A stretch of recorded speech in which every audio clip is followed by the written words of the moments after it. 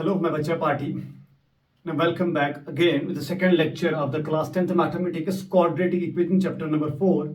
In this lecture, we are going to discuss a very important topic of quadratic equation, that is zeros. How to find the zeros of quadratic polynomial.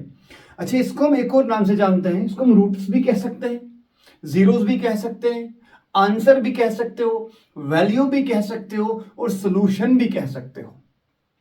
जब भी आपके पास एक सवाल आता है ना, find the zeros, इसका मतलब आपको जवाब निकालना है। अगर कभी आएगा सॉल्व फॉर द फॉलोइंग, मतलब आपको जवाब ढूंढना है। सॉल्व का मतलब, फाइंड का मतलब होता है जो आपकी इक्वेशन में जो अननोन वैल्यू दी है, उस अननोन वैल्यू की वैल्यू फाइंड करने को हम क्या कहते हैं? सॉल्व करना कहते हैं। बात समझ आई? जब भी कहीं सवाल आएगा, सपोज करके मैंने सवाल दिया आपको सपोज करके फाइंड, या ऐसे करेंगे सॉल्व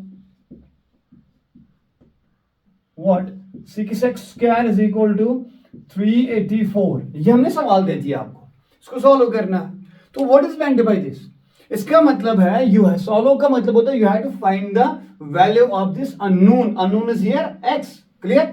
सॉल्व का मतलब होता है अननोन्स की वैल्यू फाइंड करना। चलिए, मैंने यहां पे तीन टाइप्स की इक्वेशंस लिए। एक ये वाली टाइप की इक्वेशन आपकी मैथ में दी है, मतलब वो अलग सवाल है, मैंने अलग ले लिया। ये वाली टाइप की में दोनों में माइनस होगा, दोनों में प्लस होगा। इसके बाद एक और इक्वेशन लेंगे कि एक में इधर प्लस, फिर यहां माइनस, फिर यहां माइनस, फिर यहां प्लस। तो there are 5 types of questions हमारे पास आते हैं जिनको हमें करना पड़ेगा। तो हम जो यहाँ पे जीरोस निकालेंगे, क्वाड्रेटिक पॉलिनोमियल का जो जीरो निकालेंगे, मतलब क्वाड्रेटिक पॉलिनोमियल में जो अननोन है उसका जो वैल्यू निकालेंगे, हम उसका पहला मेथड लेंगे जिसको हम पढ़ते हैं स्प्लिटिंग द मिडल टर्म। क्या पढ़ते हैं? Splitting the middle term. ये हम यूज करेंगे, ठीक है। बट याद रखिएगा, ऐसे क्वेश्चंस के अंदर हम splitting the middle term use नहीं कर सकते इधर, ठीक है। तो ऐसे क्वेश्चंस को क्या करेंगे, देखिए सिंपल तरीका है इसको, ये करने का तरीका क्या है? 6x square is equal to 384। इसको करने के मेरे पास दो तरीके हैं मेरे बच्चा। कितने तरीके हैं? दो तरीके। तो दोनों तरीके हम करते हैं। सबसे पहले हम क्या करेंगे, ये 6 यहां मल्टीपल यहां डिवाइड होगा, तो x square is equal to 384 divide by 6, ठीक है।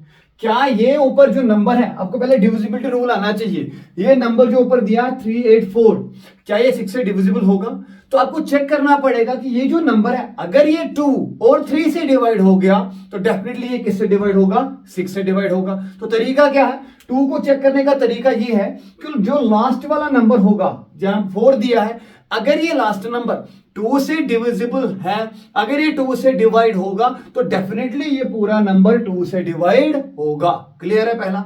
सेकंड, 3 से चेक करने का तरीका क्या है कि जितने भी डिजिट आपको दिए गए हैं उनका सम निकालो। जो उनका सम आएगा, अगर वो सम 3 से डिविजिबल था तो ये पूरा नंबर क्या होगा? 3 से डिविजिबल होगा। जैसे 8 + 4 12 + 3 is 15, तो इनका सम कितना आया? 15। Yes, 15 is divisible by 3, so this whole number will divisible by 3। तो मतलब ये नंबर 2 से भी डिविजिबल है और ये नंबर 3 से भी डिविजिबल है। इसका मतलब ये नंबर 6 से भी क्या होगा मेरा बच्चा? डिविजिबल होगा। तो कैसे? देखिए, here you will get x square is equal to 6 1 are 6, 6 6 are 36, और यहां कितने बचे? 2, तो 24, तो that is what? 6 4 are 24, you will get 64।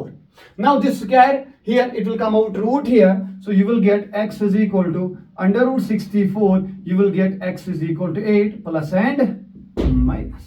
Clear है बात? तो कितने वैल्यूज x के आए हमारे पास? 2 वैल्यूज आए। क्लियर है?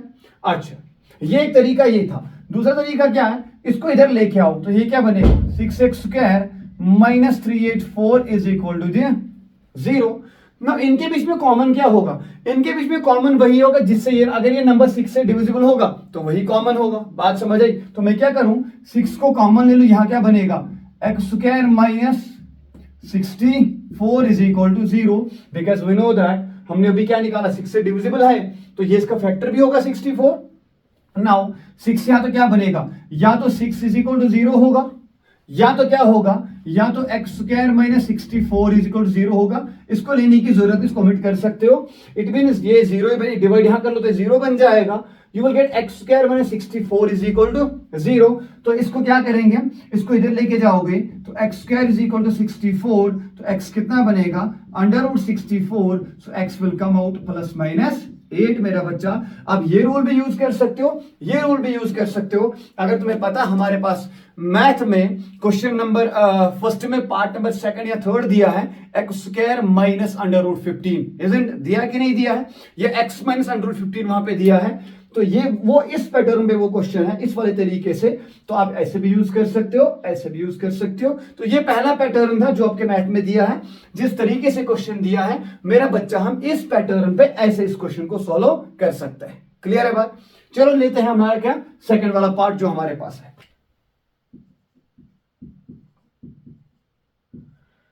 चल मेरा बच्चा, हमारे पास क्या सेकंड पार्ट हमारे पास आया। इसमें तीनों टर्म्स हैं। इधर हम क्या यूज करेंगे? Splitting the middle term. हमें बीच वाली टर्म को क्या करना है? डिवाइड करना है।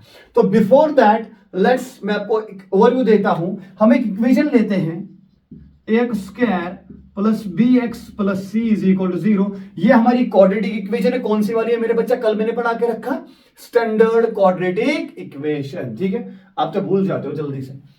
क्या करना है आपने? आपने इन दोनों का मल्टीपल लेना है। क्या करना? इन दोनों का आपने मल्टीपल करना है। तो क्या बनेगा? A x square into c, you will get a c x square, ये बनेगा। अब क्या करना है? जो आपका ये जो नंबर इधर आएगा, आपको इस नंबर के फैक्टर्स निकालने। क्या निकालने मेरे बच्चे? आपको इसको फैक्टर्स निकालने हैं। जब इसके फैक्टर्स आप निकालोगे, उन फैक्टर्स में क्या इसमें लिखता हूं मैं, उन फैक्टर्स में दो फैक्टर, हाँ याद रखिएगा, उन फैक्टर्स में दो फैक्टर ले लो। उन्हें क्या करना है? हमने उसमें दो फैक्टर लेने हैं। हमने दो फैक्टर ले लो, क्या? जिनका सम किसके बराबर होगा? जिनका सम होगा बराबर किसके बराबर? bx के बराबर। एंड प्रोडक्ट जो होगा, प्रोडक्ट किसके बराबर होगा? वो होगा ए सी एक्स स्क्वायर के बराबर। याद रखिएगा, इंपॉर्टेंट पॉइंट। ये खत्म कहानी यहीं से, खत्म कहानी इसी पे। क्या हमने बोला? सबसे पहले एक्सट्रीम दो पॉइंट्स का आप क्या कर लो मेरा बच्चा? मल्टीपल कर लो। मल्टीपल के बाद जो इनका आंसर आएगा, उस आंसर के क्या निकाल दो? Factors.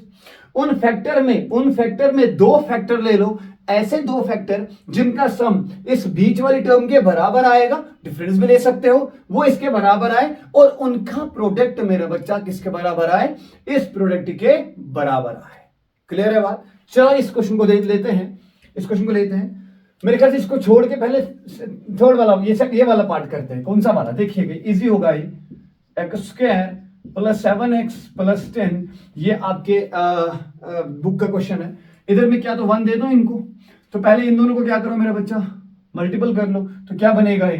10 into 1x square is equal to 10x square. अब तुम्हें 10 के क्या निकालने हैं मेरे बच्चे? फैक्टर्स निकालने। तो मेरे बच्चे 10 के फैक्टर्स क्या बनेंगे?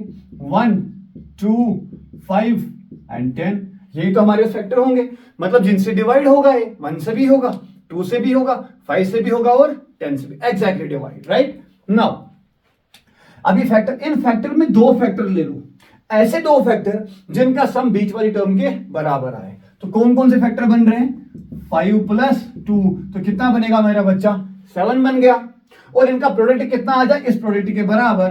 तो 5 इंटू 2 कितना आएगा? 10। बात समझ आई कि नहीं आई? हमने इनमें दो फैक्टर लिए और दो फैक्टर का सम किसके बराबर है?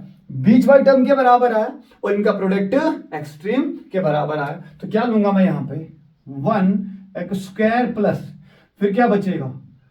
5x प्लस क्या बचेगा? 2x प्लस क्या बचेगा? 10। हो गया ना स्प्लिट बीच वाली टर्म। 5 प्लस 2 कितना हो मेरे बच्चा? 7 हो गया। चल अब देख क्या करेंगे इसको। अब आप इसको ऐसे कीजिएगा, दो दो को अलग कीजिए, इनको पेयर बनाइए। ऐसे मैंने पेयर बनाया, फैक्टर थ्योरम का यूज किया होगा 9th में आपने, यूज करेंगे।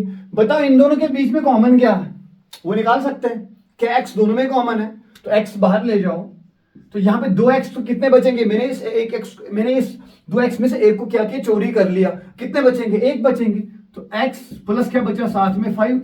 ये बेचारा अकेला x था, उसको मैंने ले लिया, 5 बच गया। अब यही फैक्टर तो मेरा बच्चा इधर लिख लो। क्या लिख दिया? x प्लस 5 लिख दिया। ठीक है। अब इस 5 को मैं ऐसा क्या मल्टीपल दूं कि वो 10 बन जाए, इस x को ऐसा क्या मल्टीपल दूं कि वो 2x बन जाए, तो क्या मैं 2 का मल्टीपल दे दूं, बीच में क्या प्लस, तो यहां पे प्लस लिख दिया। ठीक है। अब सुनो, क्या ये और ये इनमें कॉमन है, ये कॉमन ले जाओ, तो यहां कॉमन लेने में क्या आएगा, x प्लस 5 लिया कॉमन, इधर क्या बचा आपका मेरा बच्चा, x बचा, क्योंकि इसको तो x प्लस 5 मैंने चोरी कर लिया। बीच में क्या बचा, प्लस, फिर क्या बचा 2 इज इक्वल टू मेरा बच्चा क्या होता पूरा, ये पूरी कहानी 0 के बराबर होती है। इट मीन्स व्हाट, या तो ये 0 के बराबर होगा या तो ये 0 के बराबर होगा। मतलब क्या होगा, या तो होगा x plus 5 is equal to 0, या तो होगा x प्लस 2 0। इसका मतलब x हो गया -5, इसका मतलब x हो गया -2, क्योंकि ये क्वाड्रेटिक इक्वेशन है। क्वाड्रेटिक इक्वेशन के मैक्सिमम कितने जीरोस हो सकते हैं, ऑलमोस्ट 2 जीरोस हो सकते हैं, जिसके जितनी डिग्री मेरा बच्चा उसमें इतने जीरोस उतने सॉल्यूशंस होते हैं। क्लियर है, बात समझ आई कि नहीं आई, आपको क्लियर है ये बात, समझ आई आपको, ठीक है।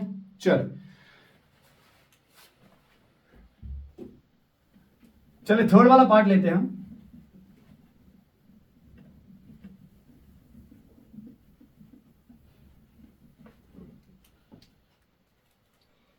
तो चले हम थर्ड वाला पार्ट, सेकंड वाला पार्ट लेते हैं, कौन सा, x square minus x minus 30। बहुत ही इंपॉर्टेंट पार्ट है, अच्छा पार्ट है। अब क्या करूं, यहां कुछ नहीं, यहां पे 1 दे दूं, इधर भी 1 दे दूं, कोई बात नहीं, इन दोनों का मल्टीपल कर लो भाई। कितना बनेगा भाई, ये बनेगा 30 इंटू 1, कितना बनेगा ये 30। तो 30 के फैक्टर्स क्या क्या बनेंगे, 1 2 3 5 6 10 15 और 30, ये बन जाएंगे। अब इन फैक्टर्स में तुम ऐसे 2 फैक्टर्स निकालो जिनका सम कितना आना चाहिए, इस 1 के बराबर, मतलब x के बराबर, या उनका सब्ट्रैक्शन क्या होना चाहिए, 1 के बराबर। ठीक है, चलो, क्या 3 और 2 बन सकता है सर, क्यों नहीं बनेगा। देखिए अगर मैं ये करूं, आपको क्या चाहिए, आपको -1 चाहिए ना, तो -1 जहां पे, सुनिएगा इंपॉर्टेंट पॉइंट, जहां पे बीच में माइनस चाहिए ना, वहां पे बड़ा वाला नंबर क्या ले लो बच्चा, माइनस ले लो। ठीक है, तो बड़ा वाला नंबर इनमें कौन सा, 3, तो मतलब हम क्या कर सकते हैं, हम -3 + 2 करके आंसर -1 ला सकते हैं। हो गया, सिंपल बात है ना, -3 + 2 आंसर कितना आया, -1। क्या इन दोनों का मल्टीपल -3 × 2 क्या -6 के बराबर आ रहा, हमें तो 30 चाहिए मल्टीपल, यहां तो 6 आ रहा, मतलब ये फैक्टर कामयाब नहीं होगा। चल फिर देखिए दूसरा फैक्टर क्या ले सकते हैं हम, क्या इनमें, क्या हम 6 और 5 को भी ले सकते हैं इजीली। तो 6 और 5 में क्या, बड़ा वाला नंबर माइनस, छोटा वाला प्लस, -+5 कितना बनेगा, -1। सही बात है, कोई दिक्कत नहीं, इनका मल्टीपल कर लो, -6 × 5 तो कितना बनेगा मेरा बच्चा, -30। ओ वाह, it's very simple trick, factor कर लो, इनका सम या प्रोडक्ट, सम और सब्ट्रैक्ट कर लो, किसके बराबर, बीच वाली टर्म के बराबर, प्रोडक्ट किसके बराबर, जो आपके प्रोडक्ट आया 30 इसके बराबर होना चाहिए। तो हमारा फैक्टर कौन सा सिलेक्ट हो गया, -6 और 5 हमारे पास सिलेक्ट हो गया। ठीक है, चलिए देखते हैं, चलिए देखो मेरा बच्चा, ये तो लेके आओ, क्या है 1x² -1x -30, चलिए क्या बनेगा 1x², फैक्टर क्या बनेगा -6 और 5, तो -6x + 5x, फिर क्या बनेगा हमारे पास, दैट्स -30 इज इक्वल टू 0। ठीक है, चल देख इनको क्या कर, फैक्टर को अलग अलग कर, फिर से वही कहानी जो कर रहे थे, अलग कर लो। इन दोनों में कॉमन क्या है, x कॉमन है, x को बाहर ले जाओ, क्या बचेगा x -6। ठीक, यही प्रोडक्ट यहां लिख दो, तो x -6, तो आपको तो -30 चाहिए और यहां +5, तो क्या मैं करूं, क्या मैं +5 से मल्टीपल दे दूं, 5 × x 5 प्लस माइनस 5 6 आर 30। क्या इन दोनों में ये कॉमन है, तो कॉमन को निकाल सकते हैं इसको बाहर, तो क्या बनेगा x -6, क्या बनेगा x + 5 इज इक्वल टू 0। या तो x -6 इज इक्वल टू 0 होगा, या तो x + 5 इक्वल टू 0 होगा, या तो x is equal to 6, x is equal to -5. So these are the two factors, the two zeros of quadratic polynomial, x² -x -30। Clear है बात, ठीक है, बात समझ आई। चलिए आपको एक होमवर्क क्वेश्चन देते हैं, वो आप करिएगा। एक होमवर्क क्वेश्चन देते हैं बच्चा, आपको ये निकालना पड़ेगा, ये ध्यान रखिएगा, -2x, तो ये आपके पास होमवर्क है, ये आप करिएगा और इसके सॉल्यूशंस मुझे आप कमेंट बॉक्स में बता दीजिएगा। Right, thanks a lot, have a nice day.